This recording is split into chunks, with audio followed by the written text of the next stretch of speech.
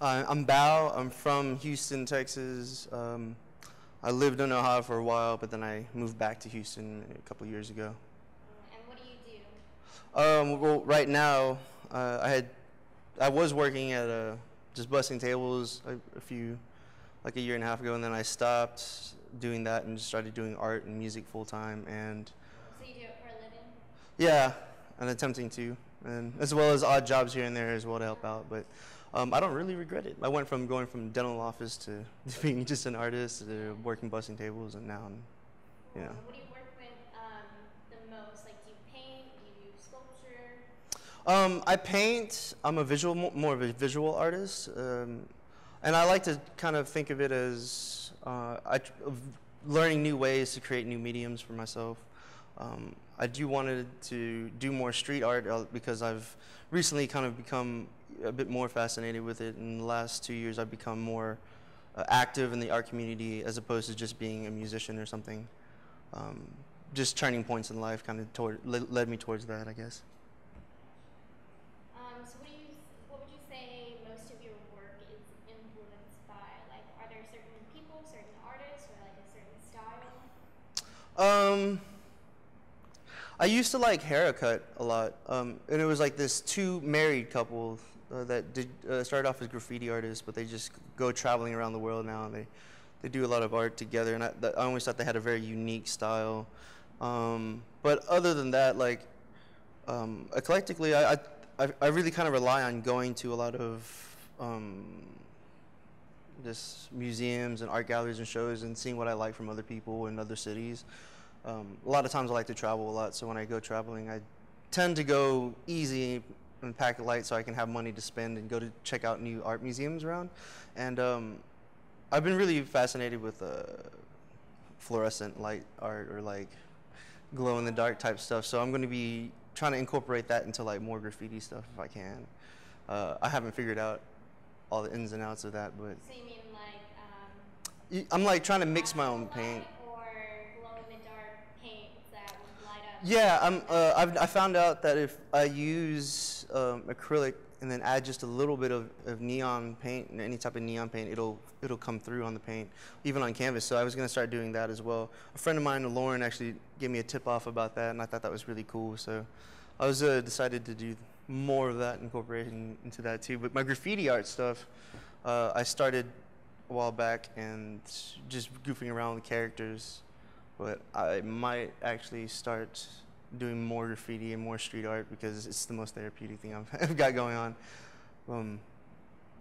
I don't know. I want to learn more into how to do photography stuff so I can start doing wheat paste of like colorful stuff on the buildings. And as far as other artists, I think you said, I think JR was a really great photographer.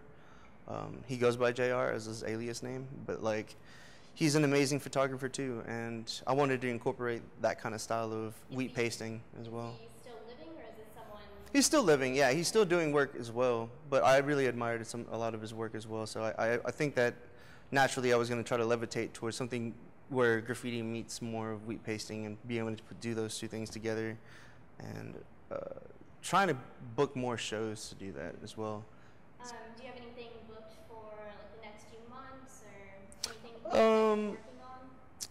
As far as big pieces I'm working on, I'm trying to do collaborative pieces because for a while there, the Houston scene is actually kind of hard sometimes to just do pop-up street shows and stuff like that in front of Alley Cats. I'm trying to do the first Thursday of every month at Alley Cats, or I'm not at Alley Cats, but off the Mid-Main art event. So I'll be doing that and promoting a lot of the Free Art Friday stuff. Also, Do you want to talk a little bit about what Free Art Friday is? oh, yes. Free Art Friday actually is really cool. It's a way for any local artists to get their work out there by hashtagging on Instagram, you know, HTXFAF, and therefore you can go there and follow on Instagram and find these cool arts. Like, let's say I have earrings or art that I made myself, and I take a photo of it and leave it out in front of like Nico's, somewhere very iconic in the area, and other people in the area that are following on Free Art Friday can see that and come pick up their art. And by doing so, you get to promote yourself and give back to the community for free, and you know, something that you can just show love to your city about. And I think that's kind of a wonderful thing to spread. There's a lot of love in that, and I guess my friend Black told me about it, Black Cassidy, and he was really into it, so him and I might do some work together soon. Hopefully I'll be able to do some wheat paste around town and promote for it. So now I kind of want to talk about like your process. How long have you been working on painting, or like how long have you been creating things? I have been creating things, well, I guess my whole life. I was kind of like a jack of all trades, but a master of none for a long time, whether it was like music or skating or doing stuff like that. And I would always doodle and draw, but then it wasn't until like I had this like near life experience or near death experience, and I kind of came through with this whole different perspective on life of like what would my life be like without, or what would people say about my art, who I am. Like obviously people would be like, oh yeah, he's a cool dude or whatever, but like what will I be remembered as? And I had a conversation with a friend about that, and I felt like we were pretty spot on, that like I don't want to die unnoticed or something, and it's weird. So I was like, all of a sudden I've gotten to this gear mode of like I have to. I'm like, it's freaky, but I feel like I'm on this race against time, and so I have to do as much as I can in all areas of whether music or related or art related, and to try to get out as much of myself out as I can. I do feel like every time I do a project or do an art piece, I'm putting myself into it. So when I'm selling it off, like I'm losing a part of myself, and I feel like there's only a certain time I can create, or like my best work. So what about your process? Like, do you always have something in mind, or you just like go at it? I spend a lot of time just looking at graphic designers that I see on like found, or maybe I'll just listen to some music, or just recently a friend of mine, Stan, was like, you should try listening to your own music since you're a musician. So if you're going to start painting, paint with your own music in the background, so you inspire yourself with your own within thyself. And I think that was really profound. That kind of changed things for a bit for me too. Also, there was this interview that he was telling me about the 10,000 hours of success. So it's like if you spend 10,000 hours of something to perfect something, that's how you achieve a certain level of greatness. And this was like, I guess, some interview from the Beatles, and I just thought that was kind of cool. So I was like trying to dedicate enough time every day, set aside like it's an actual job, wake up, spend 3 hours painting with a cup of coffee, and then and then get your day started, and then from there, kind of spread yourself out and network a bit, but. Yeah, that's a big thing, and it's kind of crazy doing this as if this is my life, and having to adjust, but at the same time having too much freedom can sometimes bite you in the ass too, because a lot of times like I don't have a normal 9 to 5. If I want to go out and blow steam, like a lot of times I feel like I have to go out and catch tags or do sloppy graffiti just so I get it out of the way, and I blow a lot of my anxiety out, and a lot of my own personal life issues or problems I'm going to kind of get it out, and then I empty it all out, and then I come and I create on canvas, and then that kind of gives me warmed up to do stuff. All right, so where can people find your work? Oh, you can find them on freeways. You can find them on the streets. The food truck park, I had one. My friend let me do some work there, and so I've been putting up little pieces around town. I've had a few live paintings where I did art shows there, but I did live paintings. I would do little shows at like Avant. I did some shows at the Montrose proper, where me and Lauren McManus did a show together, which we had like belly dancers in line. We had comedians that were supposed to be there. We had 7 bands, 9 art vendors.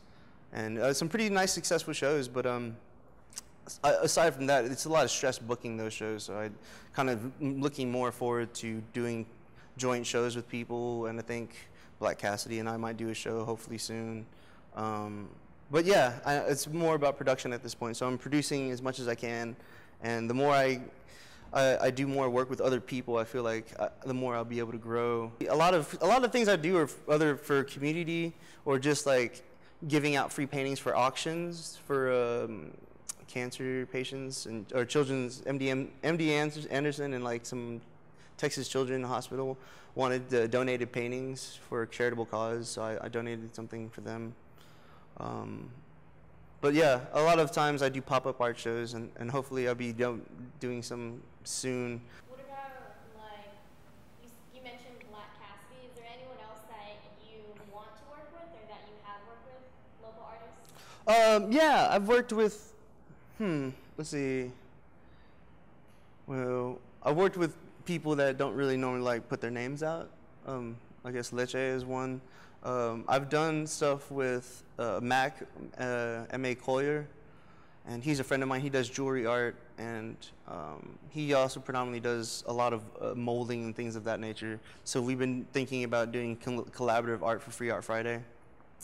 Also thinking of doing some wheat paste with some other graffiti artists around town to support and kind of put out Free Art Friday and let people know about it more. I think that Nina McCormick is a great artist, and she just did one with Black Cassidy at the Mullet, at the Mullet over there for Kings Point, where all the other graffiti artists is doing their stuff. They have some amazing work up there. I've done work with Nina. I've done work with Wait, Nina Merenick? yeah, Merenick. I mean, I've had it over at my house, the demolition party house. Okay. Like, there's a lot of these houses that are getting torn down in the Montrose area because they're getting gentrified, and so every time some certain houses get turned down, we do a lot of art parties there, and then, you know, we do a last hurrah for the house before it gets demolished. And I think it's sad, actually. It's like all these artists and musicians that come to a certain area that make this place worth a damn and make it really beautiful and wonderful end up not being able to afford to live there, so get booted out so other people can get charged 3 times more. And I don't know, it's kind of a tragic thing. A lot of history is being torn out away from Fairview, because Fairview was the fairgrounds of Houston. That was the birth of Houston itself. The history there, of all the people, the black slaves who had made these bricks and cobblestone roads are now going to get torn out. All these beautiful cobblestone roads are getting torn out. And it's kind of crazy. The area is just getting swamped so fast. And it's also, at the same time, on the upper hand, in the next 4 years, we're going to be up to par with New York and a lot of art scene. We're going to be up to par with a lot of people because of how much money and population is growth, and then so I think in the next 4 years, Houston's got a lot to offer the world, and be a huge, stepping stone, I think. So what do you have to share, like, with people who watch this video? Is there something that you want them to know, either about yourself, about life, about working in, as Yeah. an artist? You know what? I came across the meaning of life in my own way, and I think I would love to share that, because I think it's something that it used to be this spoken word piece I would do just to get free cigarettes or just to, like, get to know people. But I really think that it really helps, and it's what kind of helped me make a lot of decisions in my life to do things that were positive and try to give back as much as I could. But yeah, so the meaning of life is basically, the meaning of life is to know what you want, why you want it, and how to get what you want. But if you don't understand the most important lesson in life, which is to love everyone you meet, regardless of age, occupation, race, ethnicity, sexual orientation, or religion, then you miss the point and meaning entirely. Because I can tell you, through quantum physics, we are all connected on a molecular level through entanglement. Just like psychology, which teaches that love is the root of all emotions. Now, if love is the root of all emotions, and we use our words to divide these emotions, and our words are inert, then in actuality, love itself is what connects us all on a molecular level. Therefore, love is my religion, is it not?